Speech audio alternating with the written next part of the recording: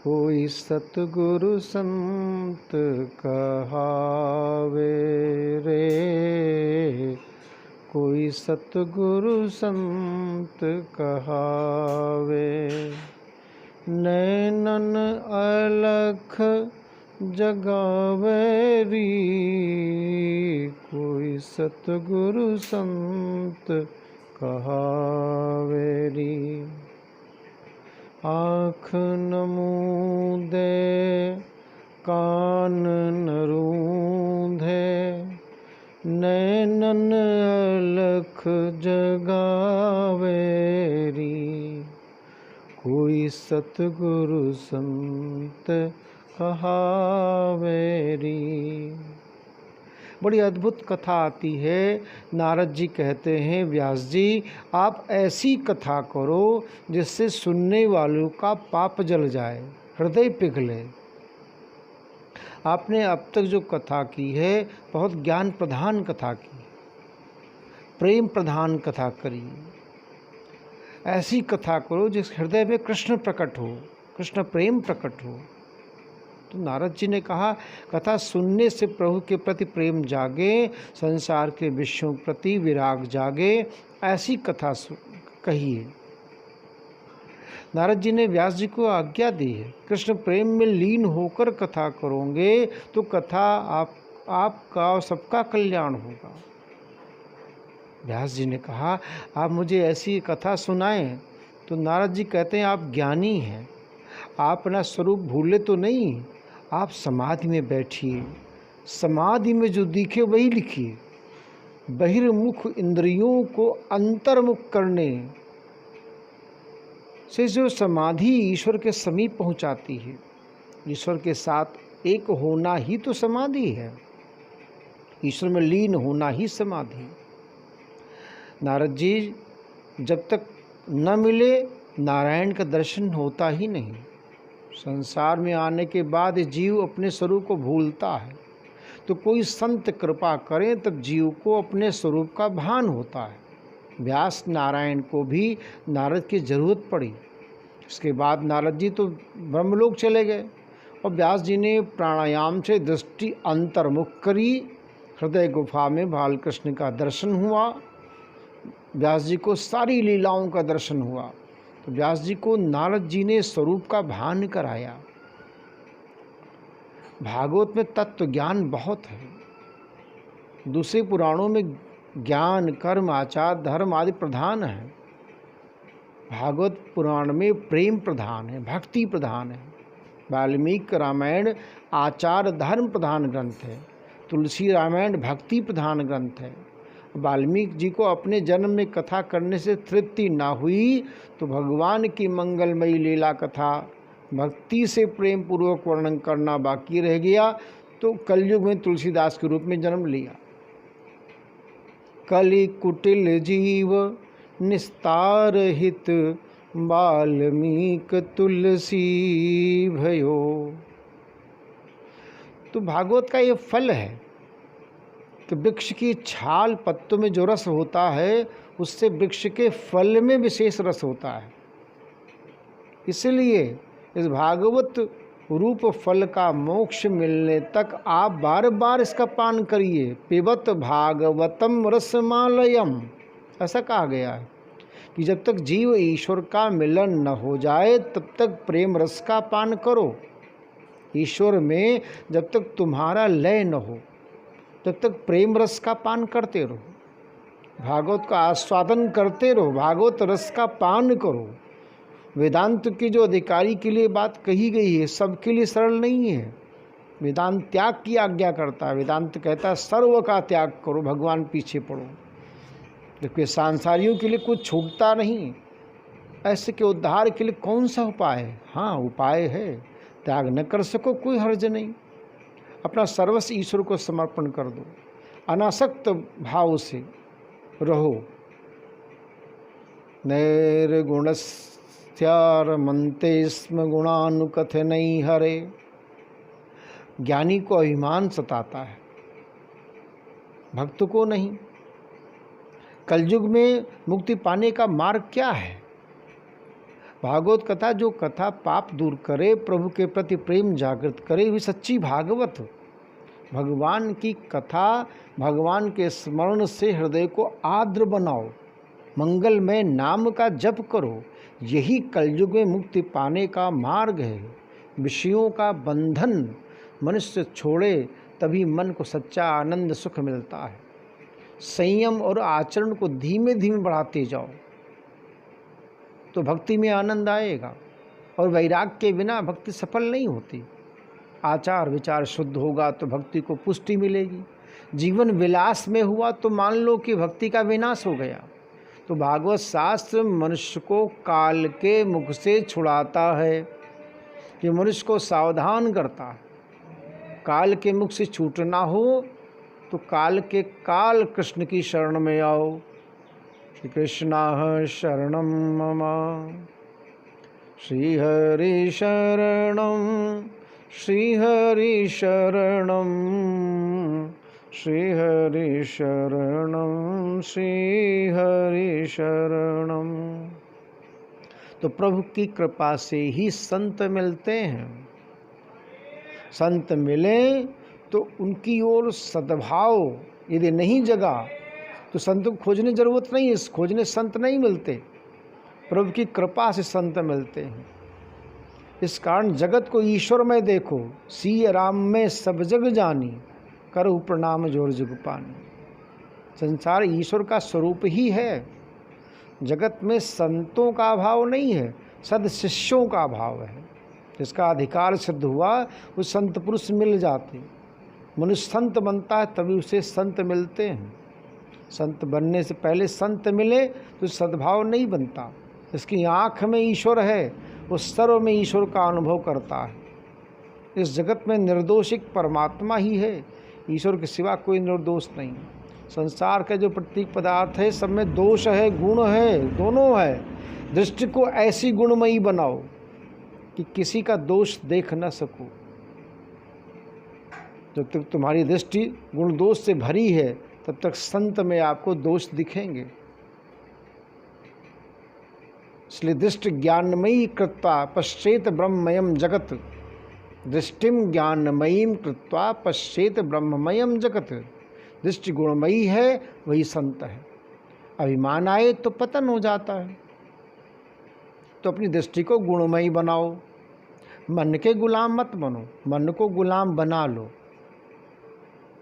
विलासी जीवन, विरक्त जीवन कैसे हो? परीक्षित को मृत्यु का भय लगा तो जीवन सुधरा। मृत्यु का दुख भयंकर है।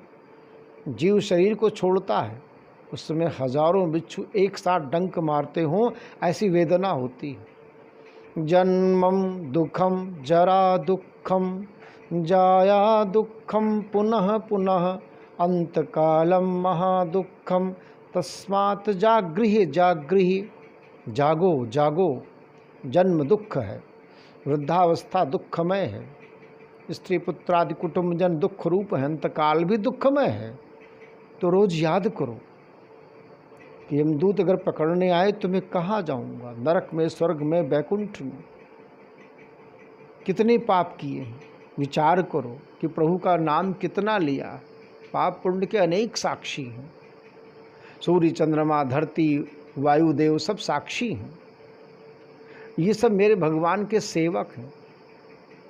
तुम जहाँ जाओगे साथ आते हैं। मनुष्य मानता है कि जो मैं पाप करता हूँ कोई देखता नहीं। जरा विचार करो भाई, एकांत कैसा भी हो वहाँ वायु है और वहाँ भी तेरे अंदर परमात्मा विराजमान है। यद्यपि लोके मरणम शरणम तदपि न मुंचति पापाचरणम। आखिर तो मनुष्य श्लोक में मरण की शरण ही आ जाता है, फिर भी वो पाप आचरण छोड़ता ही नहीं। एक दिन मुझे मरना है, सब छोड़ के एक दिन जाना है, ऐसा होने पर भी वो पाप क्यों करता है? यह आश्चर्य है। परीक्षित का अधिकार सिद्ध होने पर सुखदेव जी वहाँ पधारे। सुखदेव जी को आमंत्रण नहीं देना पड़ा। सुखदेव जी ऐसे नहीं किसी के आमंत्रण पर आए। राजा का जीवन बदल गया। सुखदेव जी ने जब ये जाना कि परीक्षित राजा अब राजा नहीं रहा, महर्षि हुआ, तो वो आ गए। राजर्षि और ऋषि एक है। राजा जब तक महलों में विलासी जीवन बिताता था, सुखदेव जी नहीं आए, परंतु तक्षक के भय से संसार छूटा तो तुरंत सुखदेव जी आ गए। श्रीमद् भागवत के ज्ञान का संपादन करने का अधिकारी कौन है? ज्ञान देने का अधिकारी कौन है? तो प्रथम स्कंद में 3 प्रकरण है, उत्तम अधिकार, मध्यम अधिकार, कनिष्ठ अधिकार। सुखदेव जी परीक्षित उत्तम वक्ता श्रोता, नारद जी और व्यास जी मध्यम श्रोता वक्ता, सूत जी और शौनक जी कनिष्ठ वक्ता श्रोता हैं। व्यास जी समाज सुधारने की भावना से कथा करते हैं, इसलिए उनको मध्यम कहा गया। समाज को सुधारने की इच्छा अनेक बार प्रभु भजन प्रभु मिलन में बाधक होती है। दूसरे को सुधारने की भावना प्रभु भजन में विघ्न करती है। दूसरे को सुधारने के झंझट में नहीं पड़ना, तुम अपना जीवन सुधारो। कथा करते समय सुखदेव जी को खबर नहीं थी कि मेरी कथा सुनने के लिए सामने कौन कौन बैठा है। सुखदेव जी कथा बहुतों का जीवन सुधारता है, परंतु विचार सुखदेव जी नहीं करते। ब्रह्मज्ञानी महात्मा एक क्षण भी ब्रह्म चिंतन नहीं छोड़ सकते, ऐसा सुखदेव जी की स्थिति है। 16 आने वैराग्य न हो तो ब्रह्माकार नहीं हो पाती। जगत में ब्रह्मज्ञानी मिल सकें, परंतु ब्रह्म दृष्टि रख कर विचारने वाले सुखदेव जी ऐसे नहीं मिलते। कथनी करनी एक न हो, आचरण एक न हो, तब तक शब्द में शक्ति नहीं आती। वाणी और आचरण सुखदेव जी का एक था। ऐसा व्यक्ति वंदनीय है। एक माता अपने पुत्र को एक नाथ के पास लाती है, कहने लगी महाराज मेरे पुत्र को गुड़ खाने की आदत पड़ गई, छोड़ता ही नहीं, गुड़ खाना छोड़ दे, ऐसा आशीर्वाद दीजिए। महाराज ने उस समय आशीर्वाद नहीं दिया। क्या कारण? कि वो स्वयं गुड़ खाते थे। तो उन्होंने उस माता से कहा कुछ दिन के बाद तुम पुत्र को लेकर आना तो मैं आशीर्वाद दूंगा, आज नहीं। उन्हें स्वयं गुड़ खाना छोड़ दिया। विट्ठल नाथ कृपा करो, आज से मैंने गुड़ छोड़ दिया ताकि मेरी बात में शक्ति आवे। कुछ दिन बाद वो माता अपने पुत्र को लेकर आई तो महाराज ने उस समय बालक को आशीर्वाद दिया। तो त्याग से अलौकिक शक्ति आती है। विषय भोग हमारे हाथ से निकल जाएं, छूट जाएं तो दुख होता है। विषय प्राप्त हो तो हम उसको छोड़ दें, आनंद आता है। सुखदेव जी में 16 आने वैराग्य है। ईश्वर के ध्यान में जैसे थोड़ा सा आनंद है, उसे भागवत का अर्थ जल्दी समझ में आता है। व्यास जी ने एक एक लीला का प्रत्यक्ष दर्शन किया। व्यास जी ने अंतर्दृष्टि से सब देखा। भगवान का स्वरूप अलौकिक है, तो अपनी आँखें लौकिक हैं। लौकिक आँखें अलौकिक ईश्वर को नहीं देख सकती। बाहर की आँखें बंद करने पर अंदर की आँखें खुलती हैं। व्यास जी ने 18,000 श्लोकों का भागवत ग्रंथ बनाया। सूत जी कहते हैं कि व्यास जी को लगा हमारा कार्य पूर्ण हो गया, तो मेरे भागवत का आश्रय कौन लेगा। कलि का भय जैसे नहीं हो, तब चिंता हुई तो सुखदेव भगवान स्वयं, शंकर भगवान स्वयं पुत्र के रूप में आते हैं, सुखदेव के रूप में, और व्यास जी को पुत्र का स्नेह हो जाता है। तो अंत में जब वो अपने शिष्य को भेजते हैं,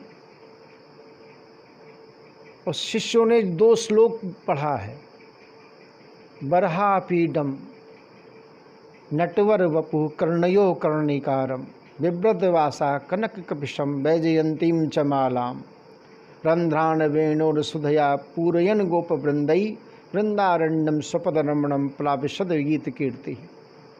दूसरा श्लोक, अहो बकीयं स्तन कालकूटम जिघांसया पाय यदप्य साध्वी लेभे गतिम धातृचितां ततो अन्यम कंमा दयालुम शरणम व्रजेमा। 2 श्लोक जैसे सुना सुखदेव जी, तो शिष्यों से पूछते हैं आप कौन हैं, ये किसने रचा है। तो जान लिया मेरे पिता ने रचा है, तो पिता के पास आते हैं और कथा का श्रवण करते हैं। तो निर्गुण निराकार का भजन करने वाला सगुण साकार के पीछे दौड़ने लगता है। तो भगवान की कथा श्रवण करने पर चित्त शुद्धि, आत्मशुद्धि होती है। 5 प्रकार की शुद्धि होती है जो कथा की श्रवण करते हैं। पितृ शुद्धि, मातृ शुद्धि, वंश शुद्धि, अन्न शुद्धि, आत्मशुद्धि। और उन्हीं में प्रभु दर्शन की आतुरता जगती है। आतुरता के बिना ईश्वर दर्शन नहीं होता। जैसे गोपियाँ कहती हैं, गोपियों की आतुरता है। गोपियाँ भगवान कृष्ण के दर्शन के लिए व्याकुल रहती हैं और कहती हैं कि आकुल व्याकुल रहूं रैन दिन, तुम बिन रहा न जाए, प्यारे दर्शन दीजो आए। जल बिन कमल चंद्र बिन रजनी, ऐसे तुम देखा बिन सजनी, बिरह कलेजो खाए, प्यारे दर्शन दीजो आए। तो परमात्मा के स्वरूप में, नाम में जब तक जीव आतुर नहीं होता है, दर्शन के लिए तड़प नहीं होती है, तब तक परमात्मा नहीं आते। इसलिए अपने अंदर नित्य नियम से परमात्मा के नाम का स्मरण करिए, तो आपको ज्ञान देने के लिए परमात्मा संत को भेज देंगे, कोई अपने अधिकारी को भेज देंगे, जिससे आपका जीवन धन्य हो जाएगा, जीवन उत्तम हो जाएगा। जय श्री कृष्ण।